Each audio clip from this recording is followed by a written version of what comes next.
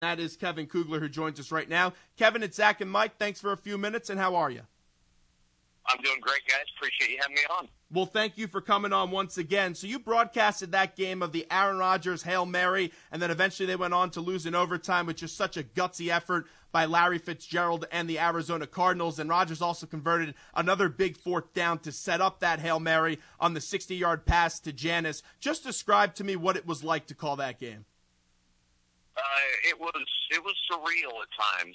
You go into a game not real sure what you're going to see in a lot of instances, and I know a lot of people talked about their meeting on December 27th going into this one where Arizona had crushed Green Bay, but you just knew that wasn't going to be the case in the playoffs, a variety of reasons, one of them being Aaron Rodgers. The Packers had a lot of pride. They were a little healthier this time around, certainly in the offensive line, and that played big throughout the game.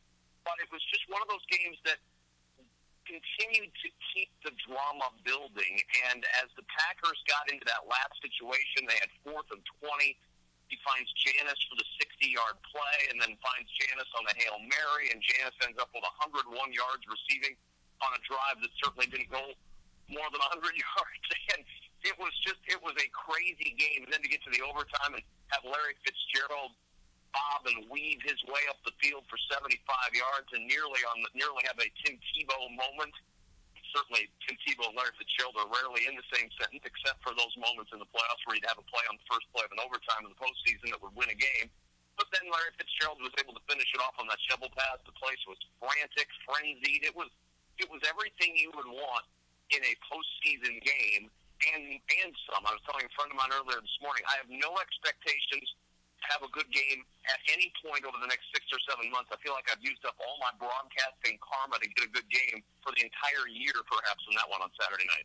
And with Larry Fitzgerald, he's such a nice guy. I've met him before. He's such a down-to-earth human being, and he's not one of those athletes that are so full of himself, really cares about the fans, and you could see it after the game, and also broadcasters as well with what he said about Chris Mortensen. Out of all the players in the league that don't have a Super Bowl that deserve one, Larry Fitzgerald has to be right up there.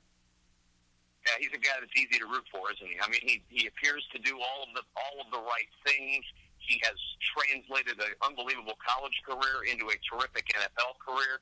He is by number and by average the best postseason wide receiver in NFL history. Now, there are certainly, Jerry Rice has the longevity and a lot of other numbers to stack up ahead of Larry Fitzgerald, but based on playoff yardage average in his limited time, Larry Fitzgerald certainly stacks up great with all of the greats that have played the game at the wide receiver position.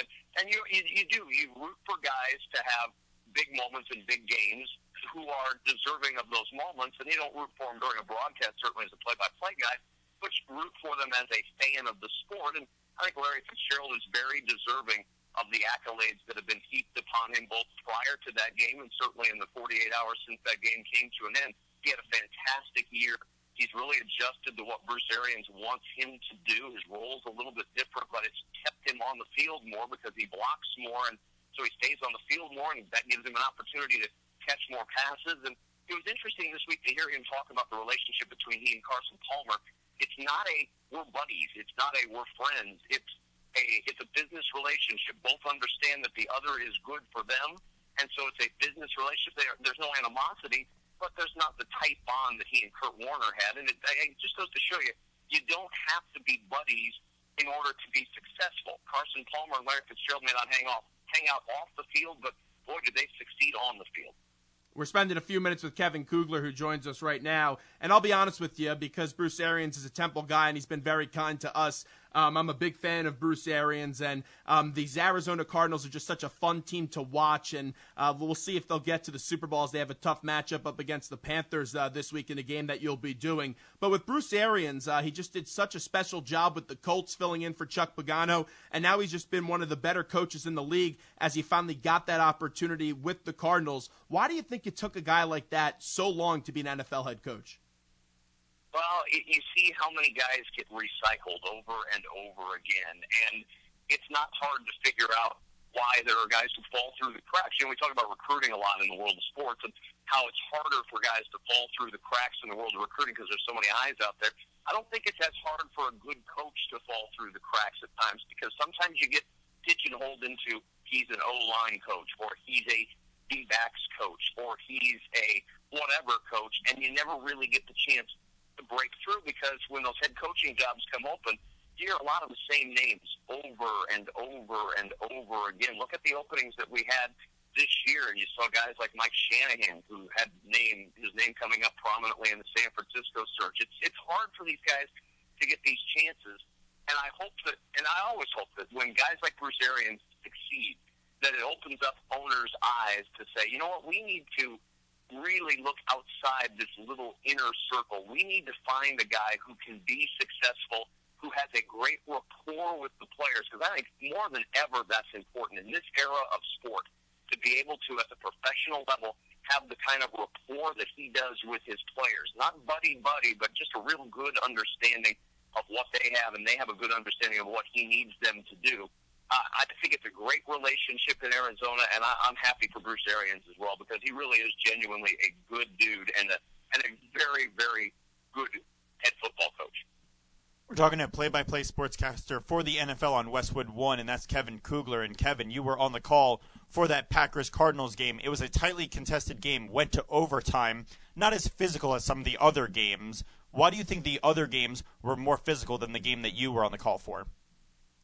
Well, I think it's the style, certainly, that the two teams play. I mean, you're looking at an Arizona team that wants to run the ball. They were last year 31st in the league in rushing. This year they were 8th in the league in rushing, so they're not afraid to get physical and run the ball. But that running game was, for the most part, taken away from them by the Green Bay Packers defense, a defense that over the course of the year has not really been that great against the run. And yet the run game was somewhat negated until you go to a Carson Palmer passing attack, and Aaron Rodgers certainly is going to go air it out as best he can. They were playing from behind.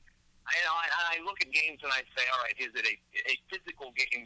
Is always thought of as a game where it's won in the trenches between two teams that are just slugging it out and clogging things up. And it's certainly physical in a different way, but I just think it's the two styles of the teams involved that played well off each other to the extent that you wanted to see more of a passing game from these two teams, and that's what they delivered.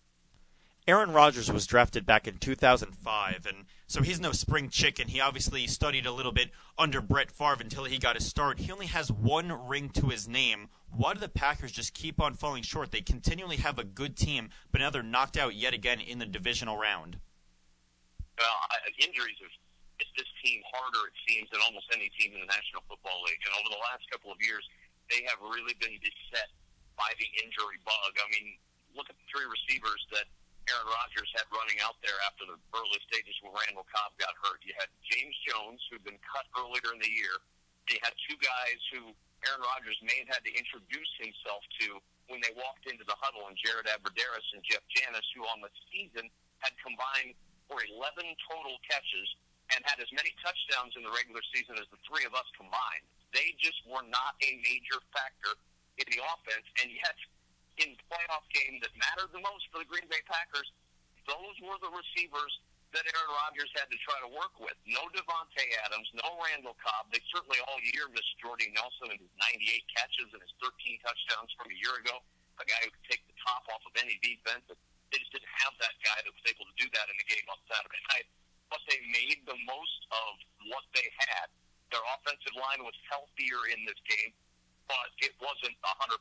David Bakhtiari at left tackle, his left ankle was much bigger than his right ankle because of the tape that was surrounding it. I mean, it was just it was a patchwork kind of thing for the Packers on the offensive line and certainly at wide receiver. And I think they squeezed about as much out of this as they were going to be able to do, considering all the injuries that they had. It was a disappointing end to the year after starting 6-0, but Aaron Rodgers got him into the divisional round and almost got him over the number 2 seed in the NFC at their place with three receivers that you wouldn't necessarily think were going to be big guys to have out there on the field.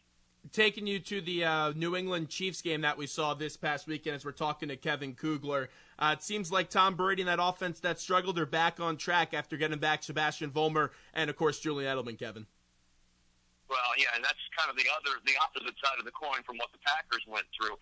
They get everybody back, or at least a lot of everybody back, for that Patriots team, and that makes them extremely dangerous. I know people looked at the Patriots after the way they ended the season. Oh, maybe they're vulnerable. This Patriots team, they're a problem. I said this before the game last week, and I'll say it now. until you show me a scoreboard that has the New England Patriots with Bill Belichick and Tom Brady on the losing end of a score, I'm going to assume they're going to win every game in the postseason. Until that clock hits zero and they don't have as many points as the other team, and now that they've got a healthy Gronkowski, a healthy Edelman, a healthy Amendola, I mean, you've got some weapons back that are very comfortable with Tom Brady, that he's very comfortable with.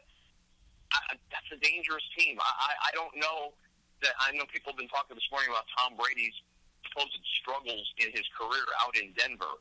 If I'm the Denver Broncos and the up and down way they played this past weekend in a very ugly game yesterday against the Pittsburgh Steelers, that's about the last team I want to see riding into town with more or less full health at this point in the year. And the NFL has to be jubilant that they got that matchup between Brady and Manning to decide who gets to go and represent the AFC in Super Bowl 50. But I think you're exactly right. I like the Patriots in this one. I know it's Monday and a lot of things can happen from now until kickoff, as that's the first game of two on the docket for Sunday on championship weekend. But what does this Denver Broncos defense have to do to slow down the Pats? Because if the Pats get in there and score 27, 30 points, I don't think Denver at this stage of Manning's career could keep up with that.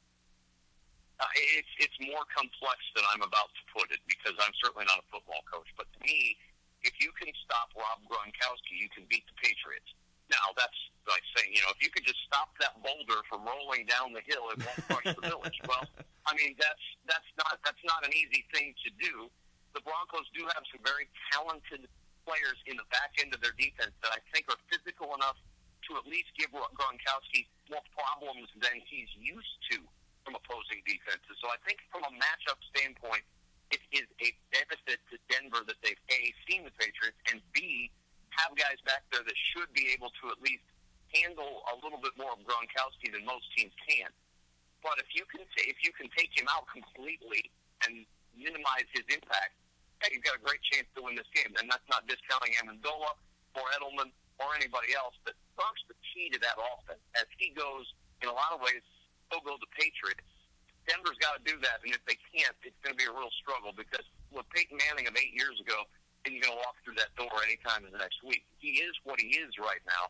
I know you've got a lot of people who keep thinking, wow, maybe those receivers just hadn't dropped those passes. Well, they dropped some balls yesterday, but a lot of that was on Peyton Manning, too. I mean, he just doesn't – we know this. He doesn't have the arm strength. He doesn't have feeling back in the front of his fingers anymore. He just doesn't have what he used to have. But if he's able to manage the game, not create turnovers, and allow that defense to do its work, Denver's got a shot to win this game. We're wrapping up here with Westwood One's Kevin Kugler. And Kevin, this is more of a personal question for you. After the emotional win for the Cardinals, Larry Fitzgerald, as everyone knows, said to ESPN afterwards that he sends his condolences to Chris Mortensen, who's been battling with throat cancer as of late, as that's been public information. For the people at home who don't get to go into the locker room as often as you do and speak to these athletes on a consistent basis, who are some of the nicest guys you've been able to speak to in this profession? Oh my gosh, it's the list is long, and people always want to know, a little bit behind the curtain from these guys. And when you're not around a team on a daily basis, like a lot of beat reporters are, it's harder to get to know these guys and to really see their personality. But I mean, you talk about guys who have a big heart. J.J. Watt certainly is a guy who comes to mind as a guy with a big heart, gives to the community, a superstar in every sense of the word, and genuinely appears to be and is a nice guy, very, very successful, and very aware of the fact that success is fleeting in this business and in this industry. I've always had very friendly interactions with Kirk Cousins of the Washington Redskins, another guy who is just genuinely a really good dude and is a hard worker, one of the hardest workers I've come across. And look, all these guys work hard at this level. I don't mean to diminish anybody else, but from my personal interactions with Kirk over the years, he is just genuinely a great dude. And one of those guys who, again, just is aware of his surroundings and aware of his place in the game. And I think that's what you can say about Larry Fitzgerald, too.